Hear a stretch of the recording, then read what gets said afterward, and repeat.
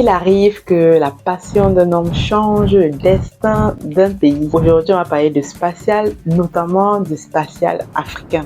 On va parler de Maram Kéré, qui est le directeur général de l'Agence sénégalaise d'études spatiales créée en 2023. Et c'est absolument une très très bonne nouvelle.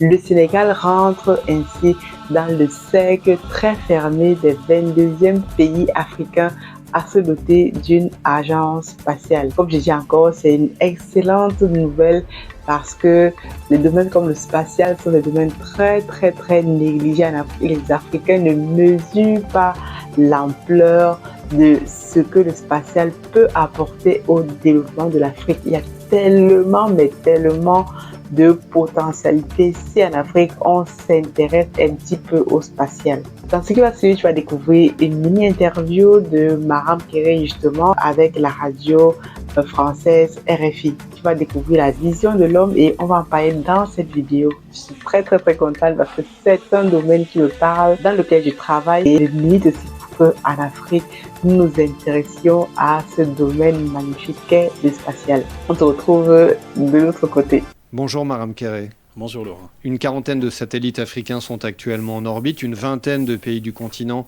possèdent désormais leur agence spatiale. Est-ce que vous diriez que le spatial africain a maintenant décollé ? On peut dire oui, effectivement, il y a un envol qui est là. Aujourd'hui, on a 22 agences spatiales qui sont créées à travers le continent et les lancements se multiplient. Donc ça veut dire que l'Afrique a compris l'importance de miser sur le spatial, mais c'est surtout une ambition pour ce continent d'occuper une place dans le spatial. Alors pendant très longtemps, le spatial africain a été dominé par l'Égypte, l'Afrique du Sud, le Nigeria, l'Algérie. Est-ce que ce club est en train de s'ouvrir ? Oui, et je pense que l'aspect miniaturisation, en fait, a permis aujourd'hui les fameux nanosatellites. Les nanosatellites aujourd'hui qui sont partis du domaine universitaire, de recherche universitaire, pour aujourd'hui être vraiment des outils pratiques pour les jeunes États qui veulent investir le secteur spatial. Aujourd'hui, vous avez des pays comme le Rwanda, vous avez des pays comme les îles Maurice, la Tunisie, le Ghana, le Kenya ou tout simplement le Sénégal qui crée son agence spatiale. Donc c'est pour vous dire en fait que ce club s'est élargi et je pense qu'on va accueillir de plus en plus de pays parce que c'est les enjeux que tout le monde a compris maintenant. Quels sont les projets du Sénégal en matière de lancement de satellites ? Alors, il y a un premier satellite qui est en cours de développement. Ça va être un CubeSat qui devrait être finalisé au plus tard l'année prochaine. Donc, on espère avoir le lancement, si ce n'est pas cette année, ce sera l'année prochaine. Dans les 2 prochaines années, on va initialiser le lancement du deuxième satellite. Et peut-être à l'horizon 2027-2028, on irait vers la mise en place de la première constellation du satellite du Sénégal. Certains s'interrogent sur l'opportunité pour des pays africains d'investir dans ce secteur spatial. À quoi peut servir concrètement pour un pays le développement d'un secteur spatial ? Le constat, en fait, c'est que l'essentiel des pays qui ont misé sur le spatial depuis une vingtaine, trentaine d'années sont les pays qui sont les plus en avance dans l'atteinte de ces objectifs de développement durable.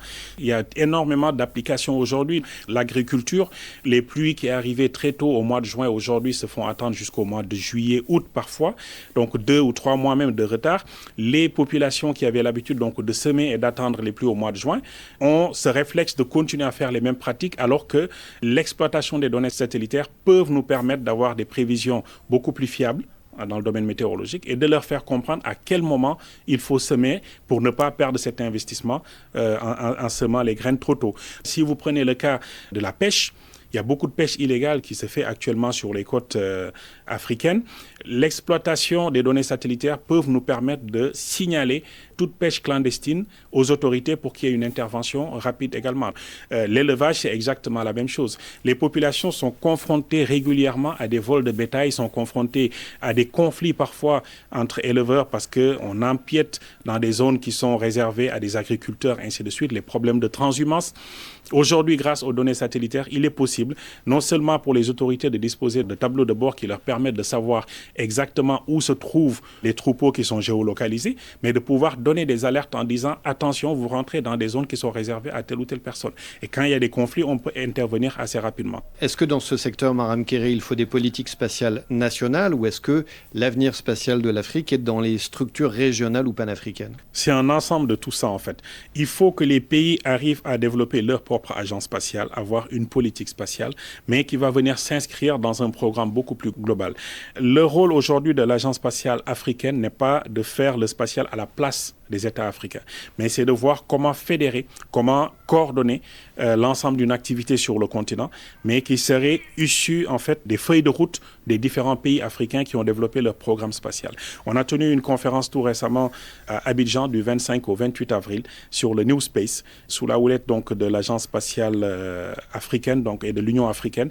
Et le message est clair aujourd'hui. Les pays mettent en place leur agence spatiale avec leur propre programme et nous avançons en essayant d'apprendre comment travailler ensemble pour développer le spatial africain, comment développer une économie, une industrie autour de ce spatial africain. Depuis 2 ans, Maram Kéré, un astéroïde porte votre nom. Est-ce que ça change la façon dont vous-même vous voyez le ciel quand vous le regardez le soir ? Oui, parce que j'imagine toujours en fait qu'il y a le drapeau du Sénégal qui flotte sur cet astéroïde. Donc c'est une fierté pour le pays, c'est une fierté peut-être pour tous ces jeunes qui peuvent se dire maintenant c'est possible.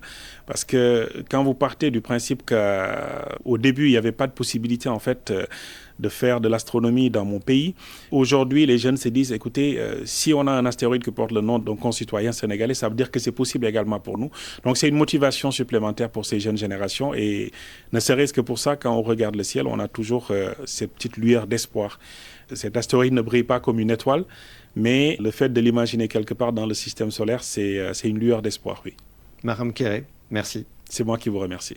Bienvenue sur Masora Business. Si tu me découvres dans cette vidéo, moi je m'appelle Aniel Cruzet. Je suis ingénieur logiciel, entrepreneur, mais aussi auteur de magnifiques livres intitulés Investir en Afrique dans la pisciculture. Je suis absolument convaincu que c'est un domaine que les Africains doivent prendre à bras le corps, tout comme le spatial, parce qu'on va en parler dans cette vidéo. À cet effet, si tu souhaites commander ton livre, rendez-vous en barre de description ou sur Amazon. Si tu souhaites toi aussi te lancer dans le domaine piscicole, tu es au bon endroit. Rendez-vous sur notre académie, Aniel et ta chaîne Académie, pour découvrir les pépites qui sont et celles qui arrivent très bientôt. Les amis, il y a de très très bonnes nouvelles qui arrivent sur la chaîne. Déjà, un petit spoiler ici. Nous sommes en train de travailler actuellement avec une entreprise absolument fantastique, une fintech qui va nous aider à lever des fonds en utilisant une IA.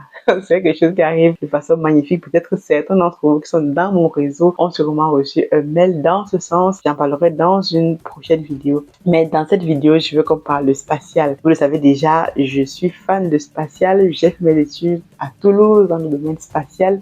Je travaille actuellement pour une entreprise qu'on ne présente plus, Airbus Défense Espèce, dans une mission spatiale. Je travaille actuellement pour une mission spatiale, dont je tairai le nom ici parce que ce sont des projets très très confidentiels. Et lorsque je vois que à l'Afrique, le domaine du spatial se développe, il y a des choses qui arrivent extrêmement intéressantes. Je me dois de vous partager cela sur la chaîne parce que je suis convaincue, je le répète encore, que l'Afrique ne va se développer que si nous maîtrisons les sciences dures, les sciences techniques, la technologie, parce que c'est comme ça que tous les grands pays se développent. Vous voyez aujourd'hui dans le monde, les pays qui ont maîtrisé le lancement des satellites, qui ont maîtrisé la technologie spatiale, sont les pays aujourd'hui qui sont les plus développés dans le monde. Je ne parle même pas des États-Unis, de la Chine, de la France, etc.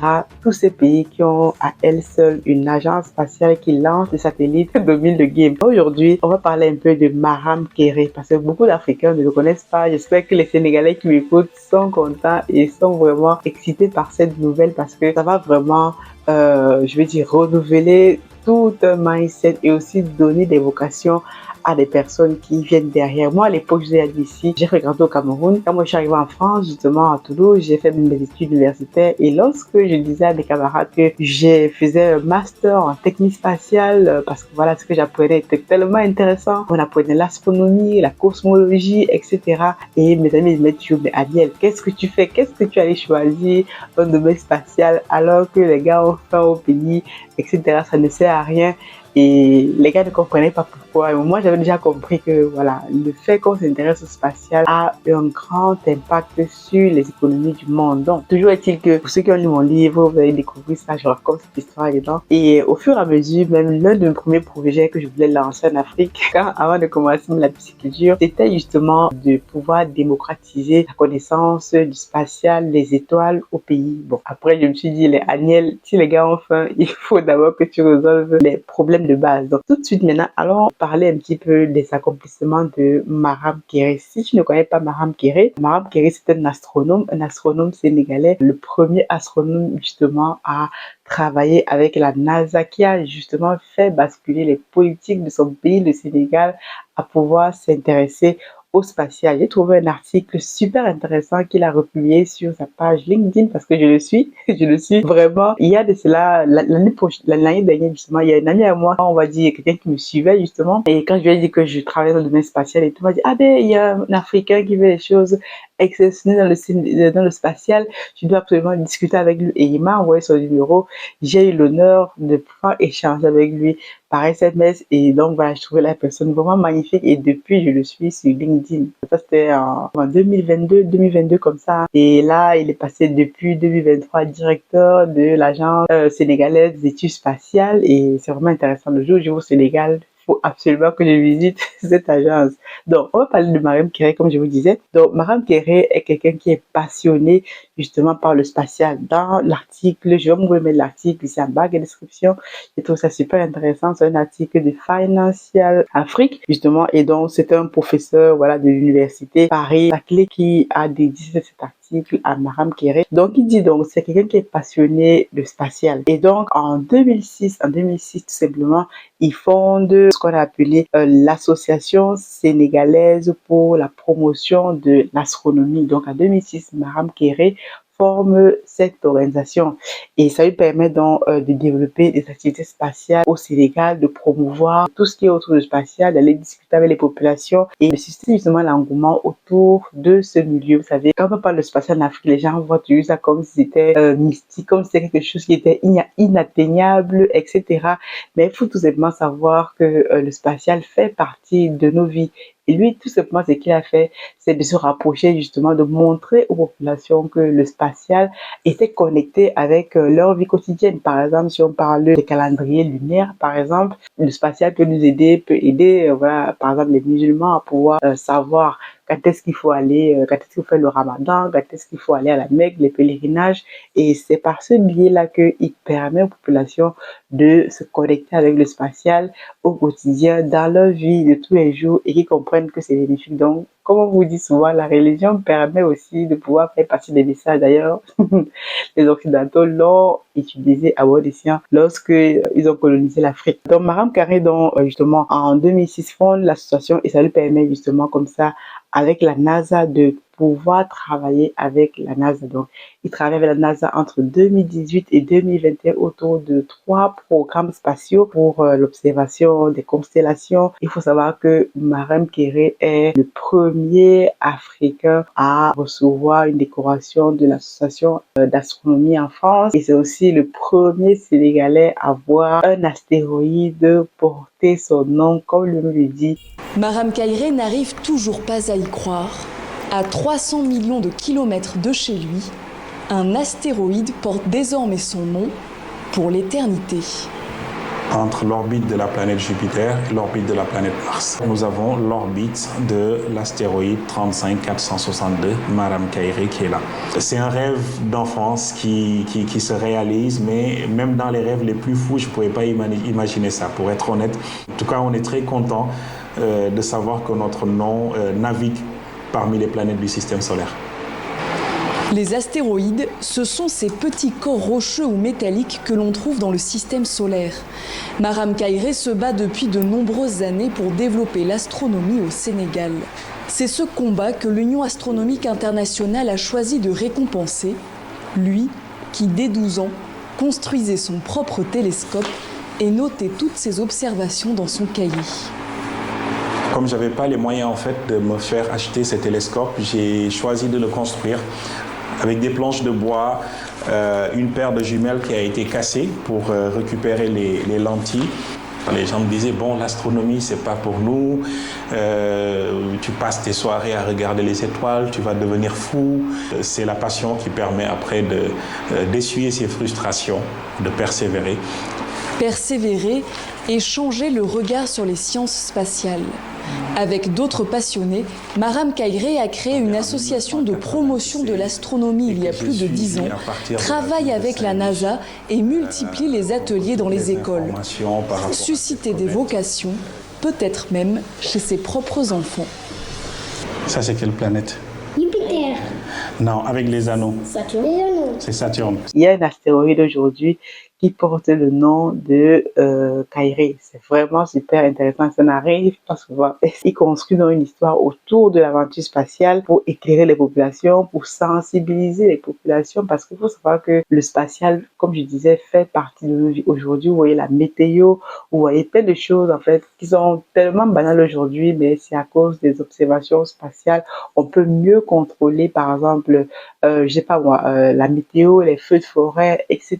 Même Internet aujourd'hui en Afrique, la majorité des pays africains aujourd'hui ont Internet grâce au spatial, notamment parfois grâce au système Starlink de Elon Musk. Donc, c'est vraiment super intéressant que les Africains s'intéressent de plus en plus au spatial. Et donc, dit dans cet article, en fait, comme je disais, coopération avec la NASA, on va dire entre 2018 et 2021, autour de 3 missions spatiales lui ont permis donc de pouvoir déployer cette notoriété dans le spatial, et avec l'appui aussi de son gouvernement. À l'époque, c'était le président Macky Sall qui avait reçu la délégation de la NASA au palais présidentiel. Ça a renforcé justement le fait que le Sénégal prenne le tournant justement d'investir dans le spatial. Et donc, Maram Kairé donc devient donc en 2023, je vais la faire rapidement, je mettrai le lien de cet article en barre de description, vous pourrez le lire, il est vraiment super intéressant, il donne beaucoup d'informations. Donc le Sénégal devient donc le 22e pays à se doter de son agence spatiale, et il y a des projets très ambitieux. C'est ce dont je veux qu'on parle ici. Vous voyez comment la passion d'un homme peut permettre justement à un État de changer de direction et de se retrouver dans vraiment la crème de la crème. Parce qu'il faut savoir qu'en Afrique, les pays qui lancent des satellites, il n'y en a pas beaucoup. Il y en a peut-être, il y a déjà, on va dire, les 5 premiers, l'Algérie, l'Égypte, l'Afrique du Sud, le Nigeria, le Ghana, les pays qui ont déjà eu à lancer un satellite en l'air. Mais aujourd'hui, avec la miniaturisation des satellites, ce qu'on appelle les CubeSat, les nanosatellites, c'est devenu aujourd'hui démocratisé. Les États peuvent eux aussi aujourd'hui lancer des satellites à moindre coût. À cet effet, il y a de super projets qui arrivent. Donc, je vais vous lire ça dans cet article. Il dit que voilà, le Sénégal actuellement travaille sur une mission qui s'appelle GENDSAT. Je vous lis la dénomination de gestion automatisée d'informations et de données environnementales par satellite, qui est développée en partenariat avec une entreprise qui s'appelle Ride Space et le Centre spatial de Montpellier. Donc, c'est un programme qui va être lancé cette année, en 2024, justement, par l'entreprise américaine SpaceX, qu'on ne présente plus. Et c'est un programme, tenez-vous bien, qui coûte environ 600 millions de francs CFA, soit 900 000 euros. Donc, c'est un programme qui va permettre au Sénégal de pouvoir accéder plus facilement aux données environnementales. Comme je disais tout à l'heure, les Africains négligent souvent le spatial parce qu'ils ne comprennent pas l'importance du spatial dans leur vie quotidienne. Je vais prendre seulement 2 exemples ici. Le spatial peut vous aider, peut aider les Africains justement dans l'agriculture à pouvoir mieux produire, à pouvoir produire de façon correcte. Aujourd'hui, il y a des intempéries, des intempéries climatiques justement en Afrique. Les Africains ne contrôlent rien parce que nous ne contrôlons pas la météo, mais en se dotant d'un satellite justement qui va justement vous envoyer justement les photos ou bien les données spatiales par rapport à une certaine région, on peut justement contrôler l'agriculture. Ici en France par exemple, les agriculteurs ne font plus l'agriculture comme au Moyen-Âge. Ils se servent des données spatiales pour savoir quand est-ce qu'il faut planter telle ou telle chose, quelles sont les saisons, etc. Et c'est comme ça qu'on optimise mieux nos économies. Donc l'Afrique aurait grandement besoin de développer et cette industrie spatiale. Comme je disais tout à l'heure en début de vidéo, moi je travaille pour une entreprise qui est leader dans le domaine spatial, Airbus Defense and Space qu'on ne présente plus, et j'ai aussi beaucoup travaillé dans des programmes européens de satellites d'observation de la Terre. Donc toutes ces données météorologiques, toutes ces données de sol, de mer qu'on extrait tous les jours, on les traite et on les met à disposition des États. Ce sont les données que Airbus vend tous les jours. Les images satellites, il y a des entreprises qui commandent des images satellites de telle ou telle région parce qu'ils veulent contrôler telle ou telle chose. Donc, il y a ce premier volet de l'agriculture qui est vraiment un domaine absolument crucial pour l'industrie spatiale que les Africains doivent maîtriser. Ensuite, il y a le domaine de la pêche. Comme vous le savez, j'ai fait plusieurs vidéos dessus. Les Africains ne contrôlent pas du tout leur pêche, leur côte de pêche en tout cas. Les gens pêchent, les bateaux qui pêchent n'importe comment. Avec des données spatiales, on pourrait justement contrôler nos eaux et contrôler qui vient pêcher dans nos eaux territoriales. En 2014, quand j'ai terminé mes études, j'ai fait un stage dans une entreprise, justement, une filiale du CNES ici en France. Justement, le but pour moi, c'était de développer un logiciel qui permettait de la surveillance maritime. Vous savez que les bateaux sont dotés de ce qu'on appelle parfois des balises, etc. Et avec ces balises-là, on peut surveiller justement quel bateau rentre dans tel espace maritime grâce aux satellites qui survolent la Terre en continu.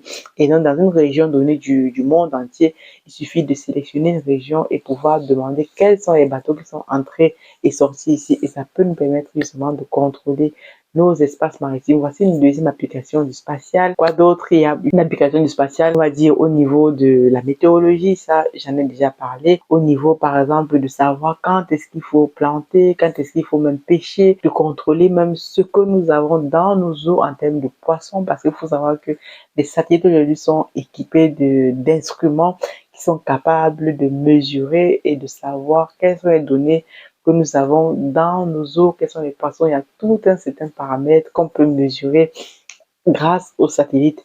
Il y a quelques années, je travaillais pour la mission qu'on appelle Copernicus. Tu peux retrouver ça en ligne. Copernicus, c'est une mission européenne justement de surveillance de l'environnement, des eaux, des glaciers dans l'espace européen et même dans le monde. C'est une mission qui est tellement intéressante qu'il y a beaucoup de chercheurs justement qui utilisaient les données de Copernicus, du logiciel que nous développions à l'époque justement pour pouvoir, ça permet aux chercheurs, aux scientifiques de pouvoir mieux contrôler en fait la fonte des glaces, les changements climatiques, le déplacement des animaux, etc., etc. Je pourrais passer peut-être toute une vidéo à parler de ça, tellement c'est passionnant. Mais ce que je retiens, c'est que vraiment le Sénégal prend une tournure intéressante, celle du spatial. Et il y a de grands projets qui arrivent. Le Sénégal ambitionne d'être le leader, justement en Afrique d'Ouest francophone, dans le domaine du spatial. Je pense que aussi, dans l'Afrique centrale, ça pourrait être aussi donner une impulsion. J'espère qu'il y a certains pays qui pourront se lancer aussi dans cette aventure spatiale. C'est super intéressant. Mais en tout cas, dis-moi ce que tu penses de cette actualité. Et d'ailleurs, petite nouvelle, si tu es à Toulouse le 10 septembre 2024, justement, Maram Kéré sera à l'événement qu'on appelle le Space Forum ici à Toulouse, à la Cité de l'Espace. J'y serai justement, je vais prendre un jour spécial pour aller là-bas, juste pour pouvoir le voir et lui parler. Et donc, je pense que les Africains doivent encourager ce type d'initiative absolument intéressant pour nos pays. Voici comment les Africains changent le game dans leur pays juste avec leur connaissance, leur passion. Donc, arrêtez de dire que voilà, l'Afrique est riche, l'Afrique est machin. On n'est pas riche du tout. Si on ne maîtrise pas la technologie, tout ce que nous avons dans notre sous-sol ne nous sert absolument à rien du tout. Mais ça, ce sera l'objet d'une prochaine vidéo. Je te dis à très bientôt. God bless.